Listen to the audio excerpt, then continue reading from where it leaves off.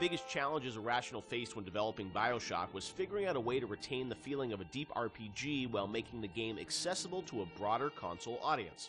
Ultimately, the team succeeded in creating an intricate system of weapon and character upgrades that gave the player choice and customization while keeping the gameplay fast, lean, and engaging.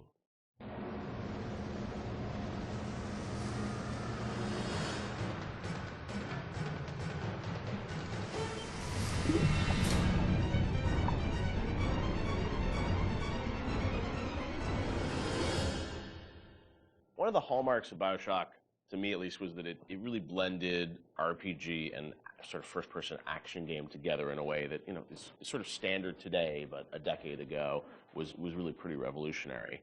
And I know for the team, I think at some point it became clear that you wanted this to work on consoles, not on PC, right? Well, both, yeah. Yeah. But so the idea of, doing a console game and a PC game, and doing something that sort of felt like a shooter but had much more depth. And I know in some of the early design docs you talked about sort of creating an FPS plus versus an RPG light. What was the difference in your mind between those two? I think for us, the big difference between System Shock and BioShock ended up being that System Shock was more about your character growth and BioShock was more about the environment. Because with System Shock, we really didn't have System Shock 2. We didn't really have either our team to make enough assets or the visual power to sort of make a really convincing environment. But as we started working on BioShock, the art team was so strong that the ability to tell a story within the environment became the most important thing about the game. And that was sort of not something we thought right at the beginning. That was not really a concept we had. But as we started building things, we could realize that the visual world was the star of this thing. The Rapture was really the star of this thing. And telling the story outside of cutscenes, telling it in the world, so the gamer could discover the story rather than us telling him the story, telling him or her the story. And it was still very much, for the time, I think for the time, quite different than what you had seen in terms of there wasn't a lot of growth in shooters. So It was still, I think, for the time, very, very revolutionary. But I think System Shock 2 was even more ahead of its time in terms of that growth thing, because we defocused a little bit. Primarily, part of it was just figuring out how to do that all on a console controller was very tricky.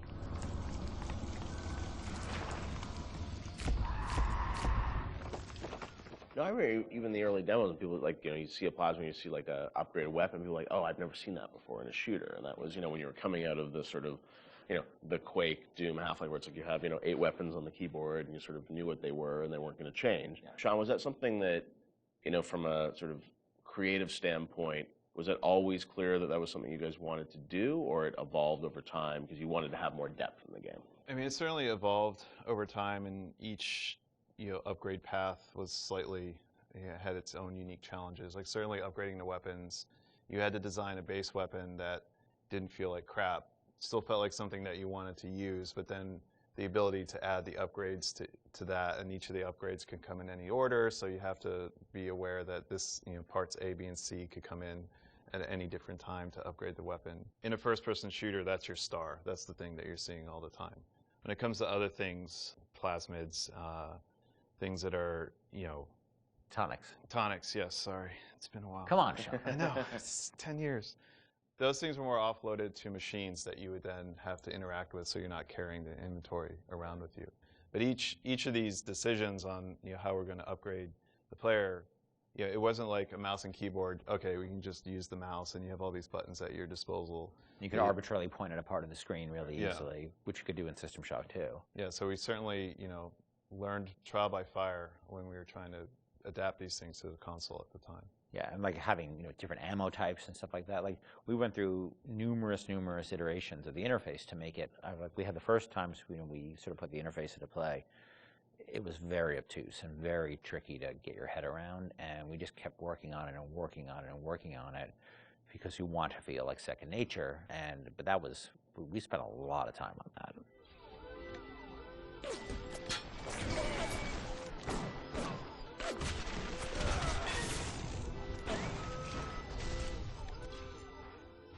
What motivated the idea of having so much choice in the way you could sort of play through this game? What was it to give the player a better sense of authorship over the experience, or what was driving that? I've always liked the idea of giving the player a lot of agency in terms of their play style.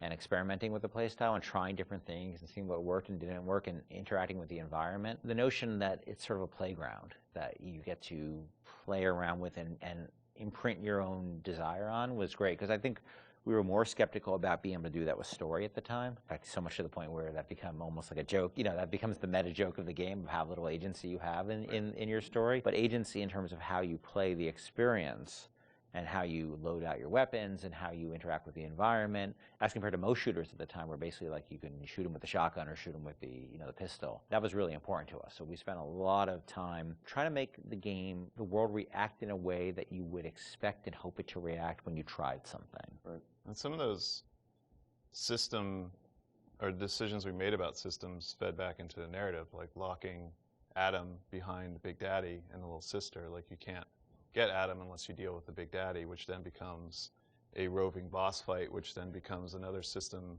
that I don't know if we planned that from the start or was one of those happy, like, serendipity, like, oh, this decision that we made about putting Adam behind the Big Daddy totally works because now we have a different type of boss fight that you hadn't really seen in other games. Actually, it was bad. It was the other way, because what happened was originally there was no concept of Adam, and Big Daddy just had money and other treasure on them, like every other splicer. Yeah. And they were so tough, nobody would ever fight them, because why on earth would you go after that guy? Right, go off a bunch of small splicers and get the same amount. Yeah. So we had to come up with a currency that was exclusive to them. Yeah. Because we knew that was where the fun was, right? But we also knew people were terrified of them, and we didn't want to fight them. Yeah. So video game development and system development is a lot like economics, right? In economics, you try to encourage certain behaviors through tax, usually through tax policy. Well, you want business growth, so you lower taxes on certain segments of the business economy, or you want to encourage, people to move into this area, so you make incentives to move in here. We had to make an incentive for players to fight the Big Daddy, and Adam became that incentive. And then once you had this Adam, then you had a new piece of narrative, which they could then incorporate back into the story. Yeah. Taste the Adam like a drink. Stay away from her, or it is you who will be shot next. Easy now, Doctor. He's just looking for a wee bit of Adam. Just enough to get by. I'll not have him hurt my little ones. Talk a bit about the plasmids and the vending machines and that sort of whole approach to, I guess, what is kind of a tech tree, but, and coming from PC games, used to strategy games and whatnot, with very complicated ways of how you would upgrade things. I thought you guys did a really interesting approach to how you made it very accessible to a console audience. How did that evolve? Did you know the vending machines were going to be there from the get-go? Well, we had vending machines in System Shock 2, so we were sort of lifting that, and I always thought that was a fun notion because it's a affordance that people already understand. They see a vending machine, they know immediately, oh, that's where I buy stuff, right? Yeah. And you also then have to have a shopkeep. When we talked about wanting to make things, put limitations on ourselves so things felt fully believable. Yeah. If we had a shopkeeper sitting there, you can't shoot him. He sits there, he doesn't say anything. Right.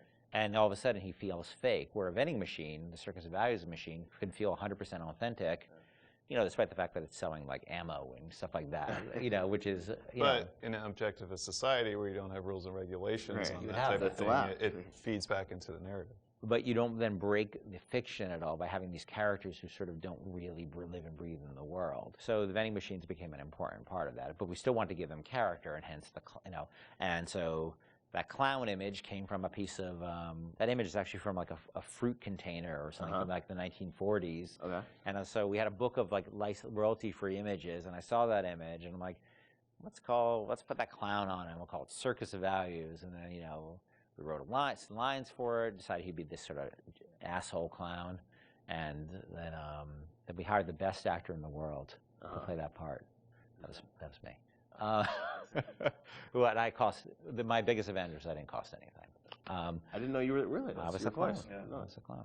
I hear it in my head every night. My wife hates that voice. She hates that voice. You can give us a little of it right here. Welcome to the Circus of Values. She does not allow me to do that, so I'll do it outside of the house. Okay. But it allowed us to have something that felt very rich and very real, while being very limited at the same time.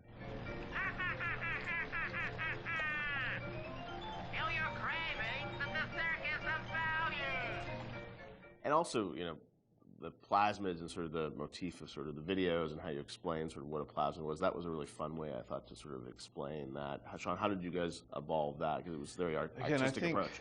I think those came on pretty late too, because we were developing all these systems, and you make the assumptions because you're dealing with them every day that the player who gets this game is going to understand what these systems are. And we always joke that you can't ship a developer with a game, or you can't expect somebody to have a README file for all of these things. Nobody's understanding what these plasmids are or how to use them. How do we present these to the audience in such a way that they're going to understand what it is fictionally and what it is functionally? Because Rob Waters did a lot of the animations on those, and we sit down and we write out like a little 30-second commercial of what this thing is. And again, because going back to the narrative, this is what would happen in Rapture. People are trying to sell these things, so they would come up with commercials to explain why you need this. Using that as your framework, you can then come up with all of these little gags that people will remember, that have a little personality to them, but I think ultimately in the end weren't that expensive to create, because they're cheap. I think one of the most important things about it is we didn't want them to be long, and we didn't have a lot of budget for the art, so we had like a couple of frames of animation in them essentially. And so we had to figure out, how do we message how this thing works in like that. And that's what marketing is, right? It's how do you message how something works. And marketing and tutorializing are very similar things, right? You're trying to get a message across in a very brief period of time in a very snappy fashion. And I think that one of the things that I always felt about games is that tutorials are sort of death. And because they're usually like, you go into a scene and there's like a shooting range or something like that, and narratively they never really make sense either, and they're so boring. And so we always try to put a big burden on ourselves of how do we train people while not letting them know they're being trained, and brevity is really important to that. So we had a bunch of art constraints on that, which also led to a bunch of writing constraints, and so those things were like, I don't even know if they were 30 seconds. Yeah, they're probably like really short. Yeah, like 15 seconds long. We had to explain a whole plasmid in that period of time, and I think that was a good exercise because it also made the game, it forced us to be concise and to really explain what this thing was like that. Throw objects at foes. You can even catch grenades and throw them back.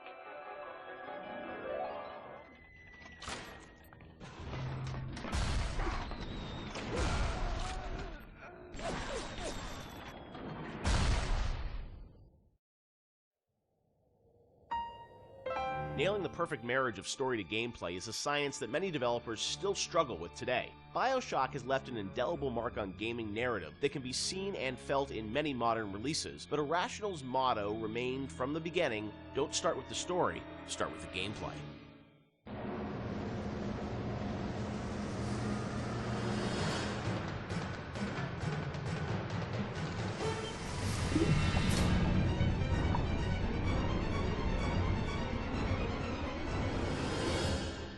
A lot of fans probably wonder about the process you go through in writing the story and the design for a game like BioShock. You've talked about how it evolves over time, and what eventually ships is very different than your initial vision. Do you guys write like a script or a design document for the game, and that becomes sort of the Bible that everyone drives towards, or do you iterate much more? It's different for every game. Like System Shock 2, I went back to it recently. I wrote a design document, and we started that project in September, and the design document I saw was dated like October or something. So like in a month, I wrote the design document, and it didn't change. A lot of it, got expanded upon, but the basic design really didn't change on that. Where on BioShock, I think it evolved in real time much more. Like we had a pretty substantial design shift, like a year before the ship date. For BioShock? BioShock, yeah. It got to be much more about the experience of being in Rapture than about being in your character sheet. And so the game evolved more towards that experiential kind of thing, and making sure every idea was expressed in the world as well as just on your character sheet. So before, you'd have a lot of things like, I'm doing fire damage or electrical damage, but that was sort of a number flying off ahead versus, the whole notion of like, there's barrels and you light them on fire, and then you can pick them up and throw them. But you'd have stats coming off characters and all that stuff? Much more so. Oh, really? And that evolved, sort of, we did a design shift, but I don't know how well that got documented. I think we were moving so fast that we were just sort of changing things, laying down the tracks as we went right ahead of us. And the same with the screenplay. The screenplay there is no screenplay. It's a bunch of probably Excel files and fragments of Word documents that I'd write, and I'd go to recording sessions and I'd rewrite on the fly once I hear the actor perform, because once the actor takes on it, you listen to their voice and you say, what you wrote doesn't really matter. Like, what is the right thing for this actor playing this role to be saying? So I tend to do a lot of rewriting in the session. And then, like, you have a bug late at night where somebody says, oh, this doesn't make any sense. And you're like, oh, God, you have to write a new audio log and try to get the actor back in. Or you figure out what's the best way to get this idea across.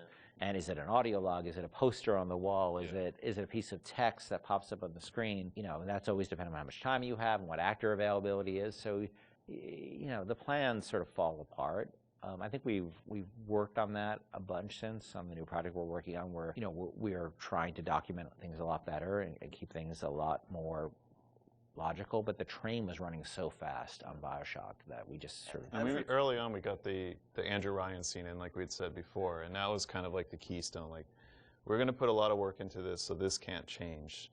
Everything that happens before or after that don't really involve a lot of departments working together to make a scene, those things are very malleable. And if you need to change audio logs to represent a story, if you need to add lines or take away lines, that's very doable. And I think for a while we even had like text to speech. We even did that I remember for Infinite with Booker and Elizabeth and all their dialogue, and that really didn't work very well because you'd have these dramatic scenes and it'd be like, Elizabeth, we need to go to Comstock, and it just it almost had no value as far as I was concerned.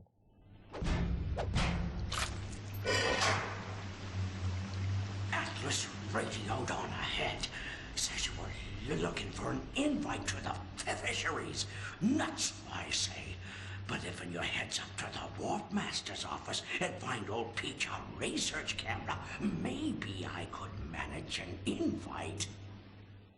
Ken has so much of, these games in his head, and you're sort of, you can keep it all straight, or try to, with all the different things and changes. But from the team perspective, Sean, because this is evolving and Ken's thinking in his head about how this all ties together, how does the team sort of keep up with, what the whole game is going to look like? There's a lot of specifics that can change. For instance, Atlas used to have a Southern drawl. Right. And then, we recast to the Irish. And we actually cast an actor, wrote the lines, did the whole thing, and realized that people hated that character and distrusted him from the first start. So we had to rewrite him, recast him, redo everything. Yeah. From a team perspective, you kind of get a sense on which things are going to be really volatile and that you probably want to push off till later, because if you work on it now, it might change. Larger themes don't tend to change too much, meaning we knew we were in Rapture, we knew we had Big Daddies, we knew we had Little Sisters, we knew we had Splicers, we knew what the arc of the story was about Jack coming into Rapture, and the specifics of this radio log versus that radio log didn't really affect anyone outside the audio team at that time, because we could still build the environment. We still knew what the environment was. We still knew what the animations were. There are areas you learn just by working in the same space for a while that this scene, I'm not touching this yet because I know that it's going to get changed a lot. I think these themes are pretty nailed down, so I'm going to focus the team on getting these things done. I won't leave you twisting in the wind. We're going to need to draw out of hiding, but you're going to have to trust me. The audio logs were, a great part of the game, and something that if you're a true fan, people really go in and listen to those and piece that all together. But I imagine there's a lot of work that goes into deciding, well, this is better for an audio log versus game dialogue, and there's the act of sort of cutting back and sort of saying, we need to be clear about what the narrative is for the game. What was that process like? The audio logs, were there things you added at the end, or were those, ideas that you had for the game, but then said, hey, maybe we'd demote these a little bit and make them audio logs? As Sean was saying, there's sort of a hierarchy of expense that you have to face, and so any ideas you have to get across, especially as you start playing the game, you realize, well, this doesn't make sense, that doesn't make sense. You have to figure out how you can introduce that idea. And generally, as the train is moving, you try to think of cheaper and cheaper ways to get those ideas across. If it's less important, it goes to an audio log. If it's less important, it goes to a poster on the wall. Well, there's also characters that you can bring in that have audio logs that aren't. Atlas, Tenenbaum, those are your big ones.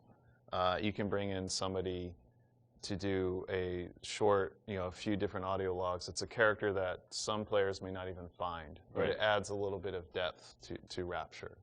And it also, usually each character generally is a about a certain idea, and we don't just sort of come up with characters like we have an idea problem that we need to solve, and so let's introduce a character who's this guy, and he will be the guy who sort of shepherds you through that idea. Julie, my dear, I am trying to run a business here. You want to spend time with my honeybees? Well, I'm gonna have to start charging you for the pleasure.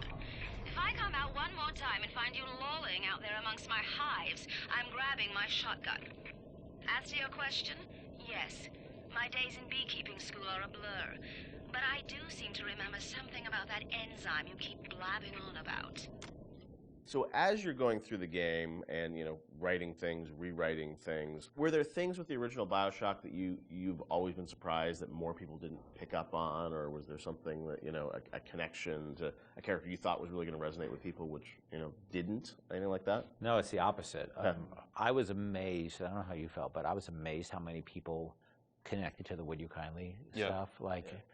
Because I think it was when I wrote that speech, I don't think anybody on the team was like, oh my God, this is like really this or that. And I don't think I really had any sense that people were going to connect to it. I think we ended up sort of over time finding more ways to support the notion throughout the game. Yep.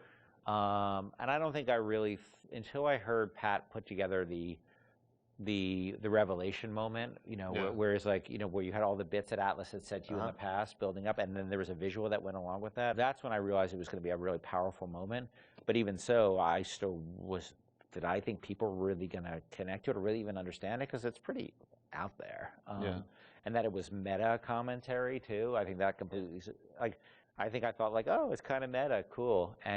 But people connected to it in a much bigger way. Yeah, the choice and everything, and also just, you know, being able to kind of roll back and think of all those other moments throughout the game. And so, you know, a great revelation like that, they're few and far between in games where you sort of like, then you want to play it again, you're just like, oh, wow, really, that does all make sense, right? Yeah, I mean, I think as a team, we were definitely proud of what we had done. But up till that point, you know, SWAT 4 was the biggest game that we worked on, and we had no expectation of that anybody would pick this up. Or even like BioShock cosplay. I remember the first cosplay I saw with the guy in the Big Daddy suit, and his little daughter was in the kitchen cabinet. I think that was the first one I saw. I was like, what? Whoa, people know this stuff? That's insane. Yeah, people were building these outfits, and you know, that only expanded with Infinite. I mean, that sort of went crazy with Infinite, with people cosplaying Elizabeth and Lutesses and Booker. It meant a lot to people, and I don't think that's something we ever saw coming, and we're deeply grateful for it, because it's one thing to make a game and get good reviews and stuff like that. It's another thing to have things that people are having their weddings themed around it, and their tattoos and naming their children after characters. You can't plan for that, and I think the only way that could happen is if you just make something that you're deeply in love with and passionate about. I can say we were. It was something there's a lot of passion on the team about, but we didn't know people were going to take away what they did. Would you kindly? Would you kindly? Powerful phrase. Familiar phrase. Would you kindly? Would you kindly get this? Would you kindly find that? Would you kindly find it? Would you kindly find it? Would you kindly get this? Would you kindly head to Ryan's office and kill the son of a bitch? Part of the challenge with that, though, is when people love fiction so much and they dive into, you know, every word written in every audio log and try and connect all the fiction, make sure it all makes sense. Are there any things from that game that you sort of look back and it's like, oh, wow, like we didn't explain this and we should have, or things that fans have misinterpreted over the years?